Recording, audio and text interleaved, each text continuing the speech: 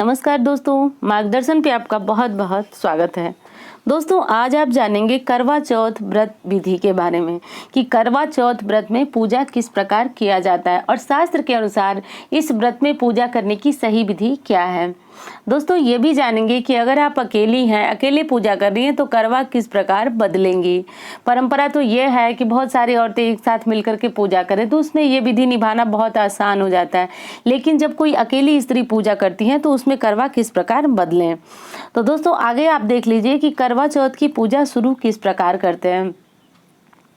तो दोस्तों, जैसा कि हम सभी बात करते हैं कि कोई भी पूजा पाठ शुरू करने के लिए आपको एक चौकी रखनी पड़ती है, तो आप एक चौकी रखिए, उसके ऊपर आप एक लाल रंग का कपड़ा बिछाइए।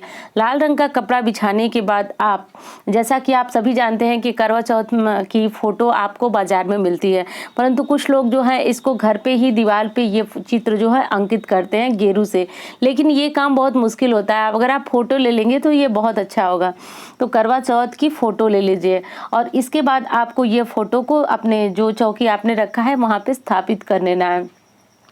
अब आपको गौरी गणेश और भगवान भोलेनाथ की जो प्रतिमा है वो स्थापित करना है। तो देखिए, बिल्कुल स्पष्ट बताऊंगी आपको, बिल्कुल समझने में किसी प्रकार की कोई दिक्कत नहीं होगी। अगर आप बहुत सालों से व्रत रह रही हैं, पूजा कर रही हैं, तब तो कोई बात नहीं, आप सब कुछ जानती होंगी, पर उन लोगों के लिए आसानी होगी जो लोग अभी नया व्रत शुरू कर रहे होंगे।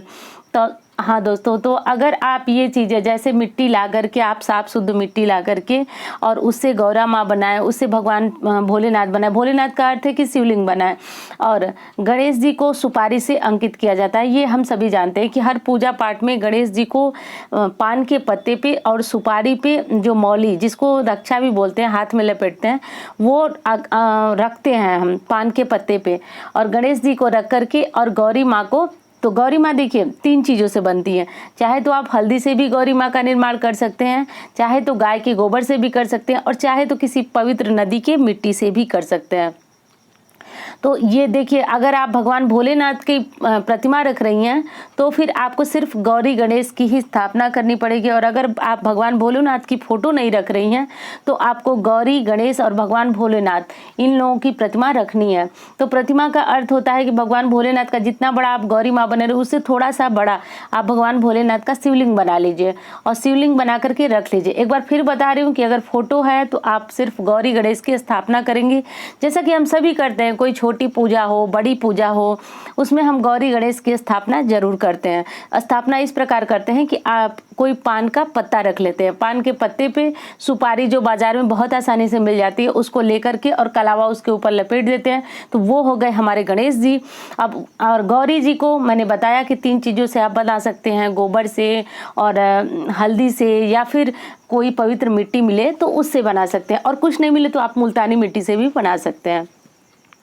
अब दोस्तों, इसके बाद ये आपने तैयारी कर ली। अब इसके बाद आपको करना है कि आप भगवान के भोग के लिए, देखिए एक चीज़ मैं बहुत स्पष्ट बता रही हूँ, सारी चीज़ें आपको बिल्कुल क्लियर बता रही हूँ जिससे आपको समझने में बिल्कुल परेशानी ना हो। आपको करवा जो इस व्रत का मतलब विशेष चीज़ है, जो करवा होना ही चाहिए। तो बहुत सारे लोग जो दोनों मिट्टी का करवा रखते हैं उसके ऊपर ढका जाता है, तो ढक्कन वाला करवा होना चाहिए। और बहुत सारे लोग जो है एक पीतल या स्टील का करवा रखते हैं और एक मिट्टी का करवा। तो आप जैसा भी करवा रखते हैं वो रख लीजिए। और चंद्रदेव को अर्घ देने के लिए एक, आपको पता ही है कि एक थाली चाहिए, और थाली में चंद्रदेव की पूजा के लिए सारी सामग्री, जैसे चंद्रदेव को सफ़ेद फूल चढ़ता है, अक्षत चढ़ती है, ये सारी चीज़ें आप ले लीजिए। एक लोटा ले लीजिए और इससे चंद्रदेव को अर्घ दिया जाता है। हाँ दोस्तों, तो मैं बात कर रही थी कि ये सारी चीज़ें आपको एक चौकी पे रख लेना है, और उसी चौकी पे चंद्रदेव का आपको आकृति बनाना है। यानी चंद्रदेव जैसे आधा चंद्रमा, आप लोगों ने देखा होगा भगवान भोलेनाथ के माथे पे भी आधे चंद्रमा का निशान बना होता है, तो इस प्रकार आधे चंद्रमा का निशान आपको अपने चौकी पे ही बना लेना है। अब एक बात और समझ लीजिए आप कि बहुत जगह पे जो है चंद्रमा का निशान बना करके और चौकी पे पूजा होती है, और बहुत स्थान पे ये अपनी अपनी स्थानीय मान्यता है, तो आपके यहाँ जिस प्रकार होती हो। और बहुत जगहों पे प्रत्यक्ष चंद्र जब निकलते हैं तो इन्हीं का पूजन किया जाता है, इन्हीं के नाम से फूल, अक्षत और वहीं पे अर्घ दिया जाता है। तो अगर आप चाहें तो चौकी पे भी चंद्र का निर्माण कर सकते हैं। चंद्र का निर्माण करने के लिए आप भगवान भोलेनाथ के मस्तक पे चंद्र देखे होंगे, उसी आकृति का चावल से बनाया जाता है। अब ये सब करने के बाद आपको कलश रखना है। कलश रखिए, आप कलश के ऊपर जो है नारियल रखिए और एक दीपक जलाइए। अब सब कुछ कर लिए आप, इसके बाद आप पूजा करेंगे, पूजा करना आप शुरू करेंगे। पूजा करने के लिए सर्वप्रथम आप हाथ में जल ले लीजिए और अपना संकल्प कीजिए कि हे भगवान, मैं आज करवा चौथ की व्रत की पूजा कर रही हूँ और मेरी पूजा को संपूर्ण कीजिए। मेरे पति की दीर्घायु, निरोग, उनके अच्छे स्वास्थ्य की मैं कामना करती हूँ। यानी संकल्प का अर्थ आप समझ ही रहे होंगे कि अपने जो हमारी कामना है, किस चीज़ के लिए हम पूजा कर रहे हैं, किसके लिए व्रत रहे हैं, वो बोलना है। उसके बाद दाहिने हाथ में लेकर के अक्षत और फूल बोलना। उसके बाद वो अक्षत छोड़ दीजिए और इसके बाद एक बार फिर अक्षत लीजिए और फूल लीजिए और लेकर के गणेश जी को चढ़ाइए और हाथ जोड़ के कहिए कि हे गणेश जी, मैं करवा चौथ के व्रत के पूजन के लिए आपका आह्वान कर रही हूँ। और वहीं छोड़ दीजिए जो आपने मौली से बना करके गणेश जी को रखा हुआ है, तो वहीं पे छोड़ दीजिए। इसी प्रकार करके हमें समस्त देवताओं का आह्वान करना। अब आह्वान का अर्थ आप समझ गए होंगे, किस प्रकार आपको आह्वान करना है। समस्त देवताओं को बुलाना है आपको कि हे प्रभु, हे भोलेनाथ, हे माँ गौरा पार्वती, हे करवा माता, आप आइए, मैं आपके पूजन के लिए आपका आह्वान कर रही हूँ। अब इस प्रकार आपको कर लेना है। अब करने के बाद देखिए, हाँ, एक चीज़ और समझिए आप कि करवा हर जगहों पे अलग अलग चीज़ों से भरा जाता है। बहुत जगहों पे पोहा, जिसको चिवड़ा भी बोला जाता है, उससे भरा जाता है। कुछ जगहों पे पंचमेवा से और कुछ जगहों पे अनाज से भरा जाता है। तो ये देखिए अपने अपने स्थान की मान्यता है, अपने अपने जो प्रांत होते हैं अलग अलग चीज़ों से भरा जाता है। तो इसको आप देख लीजिए कि आपके परिवार में या फिर आपके यहाँ किन चीज़ से आपका करवा भरा जाता है या फिर जल से भरा जाता है। तो जिस चीज़ से आपके यहाँ करवा भरा जाता है उससे आप करवा भर लीजिए। और करवा के ऊपर आपको प्रसाद जरूर रखना है। अब प्रसाद की भी वही बातें हैं, कहीं कहीं पे जो मालपुआ चढ़ता है और कहीं गुलगुला चढ़ता है, कहीं पे नमकीन पूड़ियाँ चढ़ती हैं। तो मेरे कहने का अर्थ ये है कि आप उसके ऊपर कुछ प्रसाद जरूर रखें। कुछ का मतलब कि 4 प्रसाद जरूर रखना है। और दोस्तों, करवा भरने के बाद आपको सरई, जो कि करवा चौथ के समय आसानी से मिलती है और जो भी व्रतधारी होंगे वो उनको पता भी होगा, ये 4 की संख्या में जो टोटी जैसा निकला होता है आपके करवा में, उसी में डालना होता है। 4 की संख्या में ये करवा अब डाल लीजिए। आप इस तरह से करके आपको संपूर्ण पूजा संपूर्ण, आपने आह्वान किया। अब जानिए कि आपको भगवान को स्नान कराना। स्नान कराने के लिए आप एक लोटा ले लीजिए और लोटा पूजा वाला जो लोटा है, और उसमें आप चाहे तो कुश घास से बना हुआ कोई कुश घास डाल सकते हैं, कुछ नहीं तो फूल डाल सकते हैं, आम का पल्लव डाल सकते हैं और इससे जो है भगवान को स्नान कराइए। अब स्नान कराने के बाद विधि देखिए बिल्कुल सामान्य सी है, जो आप हर पूजा में करते हैं, भगवान भोलेनाथ या शिव परिवार की पूजा में करते हैं। तो आपको इस प्रकार स्नान कराना है, करवा माता को स्नान कराना है। फिर भगवान को वस्त्र देना है। वस्त्र में देखिए, अगर आप वस्त्र लाए हैं तो सही है, नहीं तो फिर अगर आप वस्त्र नहीं लाए हैं तो कलावा को भी आंखें बंद करके वस्त्र स्वरूप मान करके और भगवान को अर्पित कीजिए। तो ये भी वस्त्र का स्वरूप हो गया। अब वस्त्र अर्पित करने के बाद भगवान को फूल, दक्षिणा, इत्र सब कुछ अर्पित करना है। करवा माता के लिए तो वस्त्र आपको अवश्य ही लाना है। अब दोस्तों, माता को आप श्रृंगार सामग्री भी चढ़ाइए, पार्वती जी को भी चढ़ाइए, करवा माता को भी चढ़ाइए। अब कुछ चीज़ें आप उसमें से कुछ चीज़ें करवा माता को भी चढ़ाइए और कुछ चीज़ें माता पार्वती को भी चढ़ाइए। अब ये सारी पूजा आपकी जब संपन्न हो जाए तो आप व्रत की जो किताब आती है वो ज़रूर पढ़ें, व्रत की किताब पढ़ें, आरती करें। और हाँ, एक चीज़ और बताऊंगी आपको कि अगर आपने मिट्टी का शिवलिंग बनाया है तो भगवान भोलेनाथ को दूध से अभिषेक करें।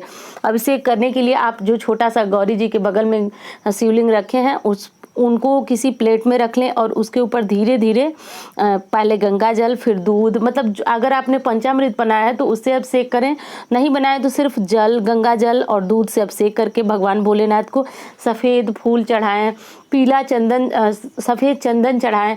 बाकी करवा माता को अष्टगंध चढ़ाएं, पीला चंदन चढ़ाएं, शिव पार्वती जी को चढ़ाएं, पार्वती माता को सिंदूर चढ़ाएं। अब ऐसा करने के बाद आपको सुहाग लेना है।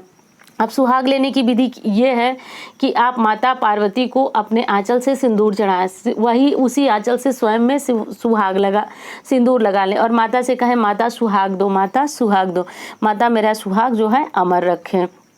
ये सब करने के बाद आपको अपना करवा बदलना होता है। तो अभी मैंने शुरू में ही कहा कि अगर आपके साथ कोई है तो फिर आपको करवा बदलने में आसानी होगी, और अकेले हैं तो क्या करना है। तो देखिए, करवा चौथ की जो व्रत की किताब होती है, व्रत की जो फोटो होती है, उस पर करवा बना होता है। उस आपको अपना करवा ले जा करके वहाँ पे लगाना है और उनसे कहना है कि माता मुझे सुहाग दो, माता मेरे सौभाग्य दो, माँ मुझे सुहाग दो। ऐसा करके आपको उसका अपना करवा वहाँ पे लगाना है और रखना है। इस प्रकार करके आपका करवा जो है वह बदल गया, माता से बदल गया। तो ये विधि भी आपकी संपूर्ण हो जाती है।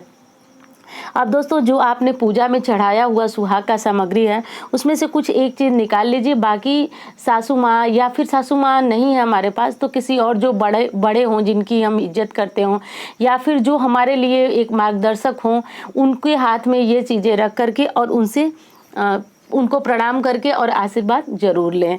दोस्तों, इस प्रकार से करके आपका व्रत जो है वह पूर्ण हुआ।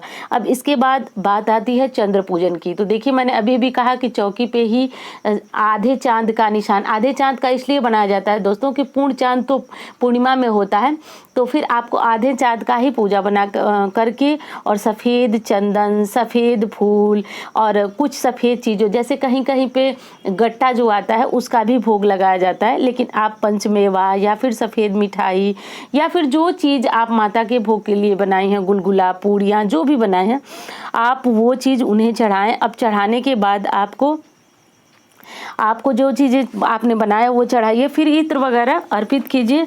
अब ये सब अर्पित करने के बाद आपको प्रणाम करना है और फिर चंद्रदेव का जब उदय हो तो फिर चंद्रदेव के उदय के बाद आप अपने छत पे या फिर जहाँ से आपको चंद्रदेव के दर्शन हो वहाँ पे आप जाएं। और जो मैंने बताया है कि चंद्रदेव को जिस प्रकार, और जो बर्तन आपको अर्घ देने के लिए बताया उससे अर्घ दें, पूजन करें। देखिए, पूजन में, चंद्रदेव के पूजन में अर्घ देना बहुत महत्वपूर्ण होता है। तो आप अर्घ दें और फिर अर्घ देने का तरीका आप सबके यहाँ अलग होता है, पर मैं शास्त्र की विधि बताऊँ तो जो सरई होती है उसको बाल की लटें, आप अपने बाल को खोल लें और लटों से जो है उस पे दूध से अर्घ लें। तो इस प्रकार करके आपको अर्घ लेना है और आपका व्रत, उसके बाद जो है आप अपने पानी पिएं अपने पति के हाथ से और कुछ मीठा भी खाएं।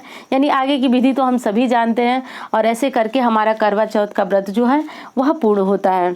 तो दोस्तों, उम्मीद करती हूँ वीडियो आपको पसंद आई होगी। मिलती हैं इस तरह की वीडियो के साथ। धन्यवाद।